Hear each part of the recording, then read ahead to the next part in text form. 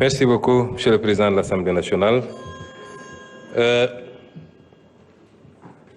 Balaa may aborder la question de l'honorable Ayib Daffé, je vais compléter ma réponse à l'honorable député de M. Abdou Karim Sall. Toujours dans le registre des contre-vérités, vous dites que les bailleurs ne croient pas à ce rapport. C'est une contre-vérité et je peux vous dire que hier après-midi, le ministre des Finances ici présent a... Monsieur le Président, vous voulez bloquer mon chrono? Allez, excusez-moi. Je pense que, Monsieur Sall, vous n'allez pas sortir, vous allez écouter jusqu'à la fin.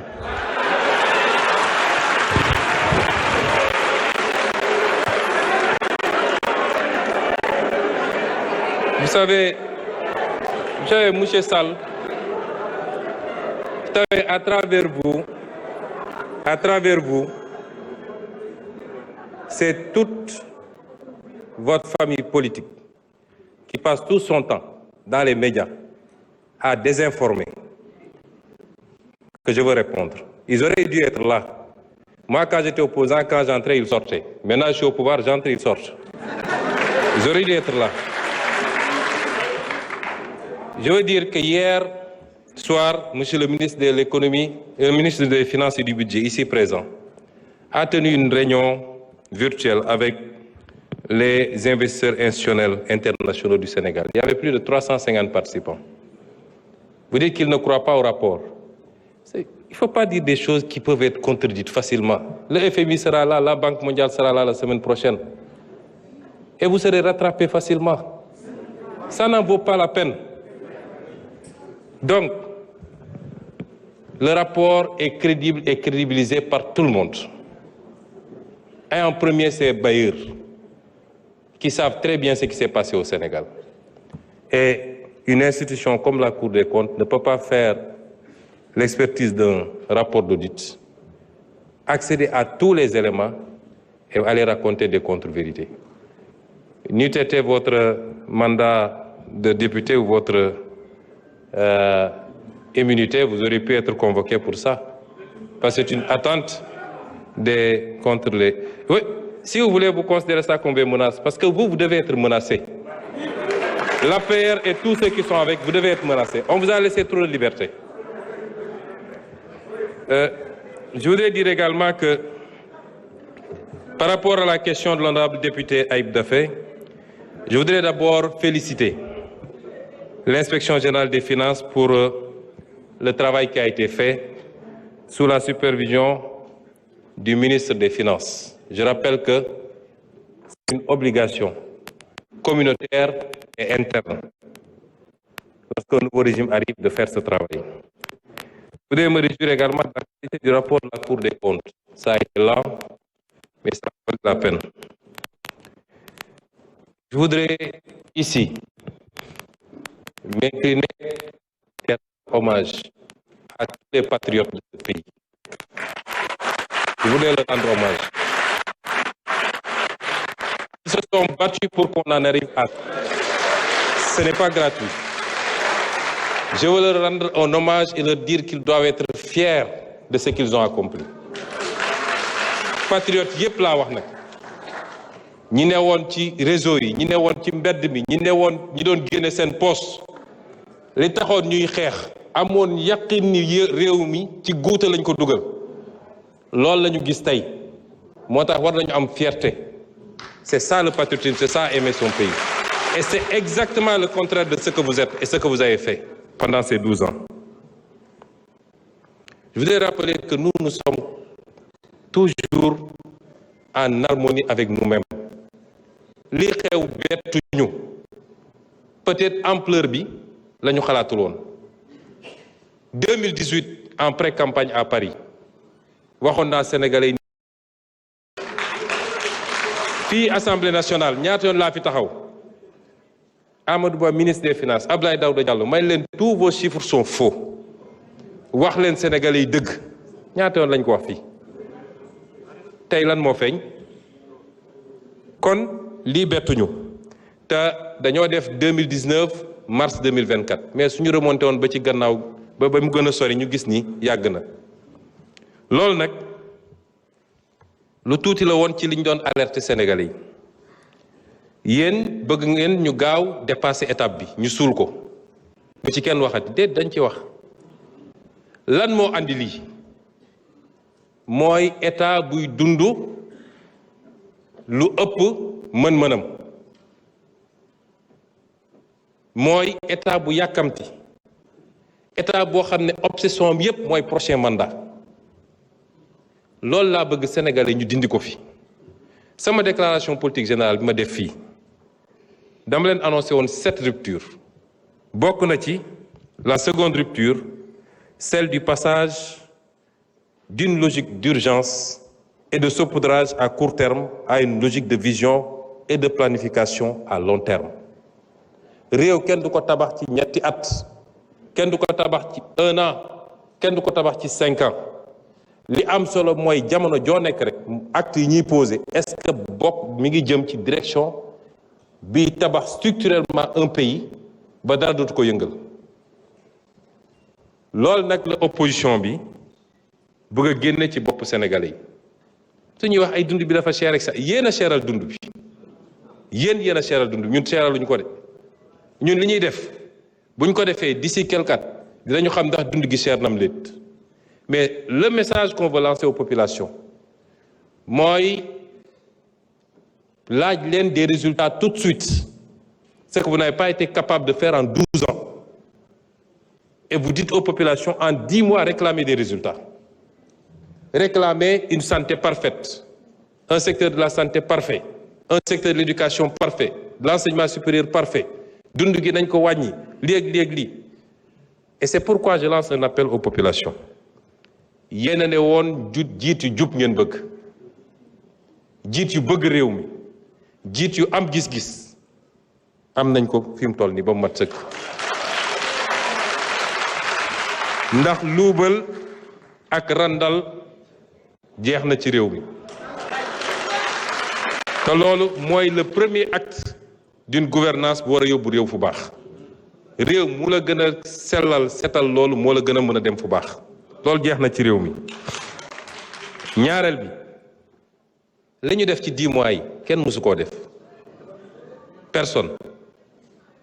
ci wàllu delloo réew mi ci fondamentaux yi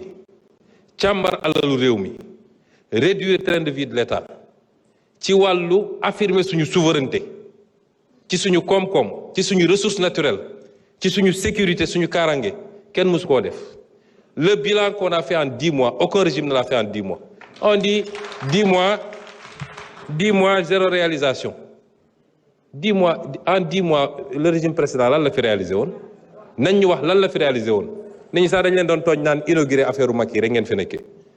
c'est-à-dire dañ fen mel ni Sénégal dañu xëy rek inventé beneen Sénégal et donc ce que je veux demander aux populations souveraineté moom sa bopp développement dafa laaj ay sacrifice yooyu ñun jiital nañ suñu bopp ñun ñi yor nguur gi ñu ciy woo nag bépp sénégalais ak bépp sénégalaise ñu xam ni situation bi nu mu munti jaxasoo c'est pas encore eggaguñu foo xam ne mën nañ ne bàyyi nañ lépp ak yàlla def na ci askan wi ak ci réew mi les ressources qu'il faut pour qu'on prenne notre destin en main moo tax développement bi gën a gàtt am na benn président bu ko doon wax muy ki nga xam ne moo defar dëkk bi ñuy wax Singapour ne ci une génération ou 2 générations réew jóge na ci sous-développement nekk ci réew yi ñu gën a envoyé une génération ou 2 générations waxuñu 1 an ou 2 ans de mais day fekk ci njëlbeen ba ñu bañ a rater les bons départs raté nañu une première alternance une deuxième on n'a pas le droit de rater une 3e alternance moo tax li ma njëkk a xaar ci population bi mooy ñu accepter ànd ak ñun ci sacrifice yi. wax nañ léegi mbirum subvention yi dafa cher. Il faut ñu ramener ko à des proportions acceptables lañ ci bëgg ñun mooy fin 2025 ñu ramener ko à 2% du PIB mais dañuy continuer dans ce cycle graduel mais tekkiwul ni néew ju doole dañ leen di seetaan duñ leen mës a seetaan. wax nañu ci li jëm ci wàllu bourse ndax ni ñu inversé cycle scolaire bi cycle universitaire bi tax na ba tey Sénégal mi ngi fay ci bourse 3 fois ou 4 fois plus que li nga xam ne tey Côte d'Ivoire bu ngi koy fay ci bourse te ñëpp xam nañu Côte d'Ivoire moo ñu ëpp koom-koom foofu. Loi de finances 2025 bi projeté nañu bloquer l'enveloppe à 80 milliards là où la Côte d'Ivoire est à 25 milliards de bourse enveloppe. li koy andi mooy ñu rationaliser léeg-léeg ñu attaqué ministre de l'enseignement supérieur dañ koy tooñ rek yu bëri pour ne pas dire presque lépp c'est pas lui mais tey mën nga am étudiant bu inscrit tey au mois d'octobre ne fay leen ma sama 10 mois tout de suite parce que c'est l'année scolaire c'est l'année universitaire yooyu il faut ñu accepter ni réew mënul doxee ci noonu sans compter les disparités yi am ak yeneen parce que baykat yaa ngi fi sàmmkat yaa ngi fi ñeneen ak ñeneen a ngi fi il faut ñu dégager des marges pour pouvoir toucher l'économie réelle gis nga lii gars yi def ñun mën nañ ko def mënoon nañ ne 5 ans dafa gàtt ñu fàttali ko premier alternance 7 ans la ñu amoon deuxième 7 ans ñun 5 ans la ñu am seen premier mandat 7 ans la woon ñun 5 ans la ñu am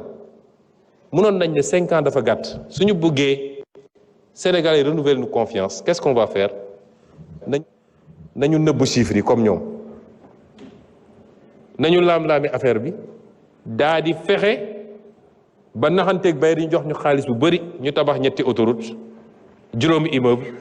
inauguré ay affaire gars yi ne wiw Diomaye liggéey na mais ban impact la am ci économie ak lan la bàyyi fii ci bor ak ci déficit. Nous avons fait les choix exactement contraires à vous parce que nous ne pensons pas au prochain mandat nous pensons à la prochaine génération loolu mooy suñu différence. Et à partir de ce moment nous appelons tous les Sénégalais à ne pas suivre les sirènes de ceux qui ont détruit ce pays. Il ne faut pas suivre ces sirènes. Am ngeen li ngeen doon ñaan yàlla nañu ànd parce que jiit mu baax te amul une masse critique de Sénégalais qui comprennent et qui l'accompagnent mënul am résultat. Particulièrement la jeunesse parce que toute la contre-communication mooy fexe ba nërmal xelu jeunesse yi yéen a leen faloon ñi ngi nii defuñu dara ñun on s'est inscrit avec vous dans un agenda.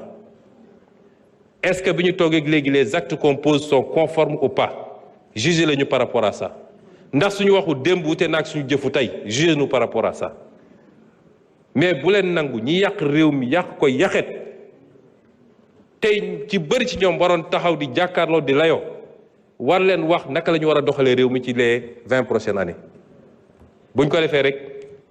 njaaxum am ba tax nag may rassurer nag Sénégalais yépp parce que nous avons des choix à faire ce que nous avons fait yàlla dafa bëgg Sénégal en 2024 parce que ñii bu ñu toogoon dañuy xëy rek ñu ne Sénégal banqueroute na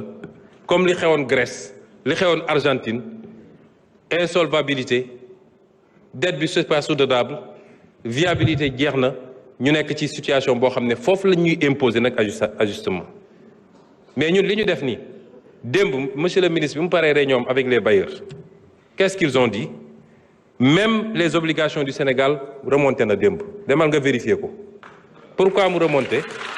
parce que les gens ont salué l'exercice de vérité benn et deuxièmement ils ont apprécié les mesures que nous sommes en train de prendre te ñun du ñu xaar ku ñu wax lu ñu def man première fois me recevoir FMI laa leen ne vous n'aurez plus à nous dire ce qu'on doit faire parce qu'un pays qui se respecte n'attend pas qu'on dise ce qu'il doit faire ñun ñooy def suñuy réforme ñun ñooy jël suñu responsabilité et c'est pourquoi je voulais dire aux Sénégalais que nous avons un choix à faire Et ce choix, il est très simple. Soit rompre avec la roublardise, la facilité, les raccourcis, pour définitivement emprunter la voie de la vertu, de la rigueur, de la transparence dans la gestion des affaires publiques et se propulser irréversiblement vers le développement.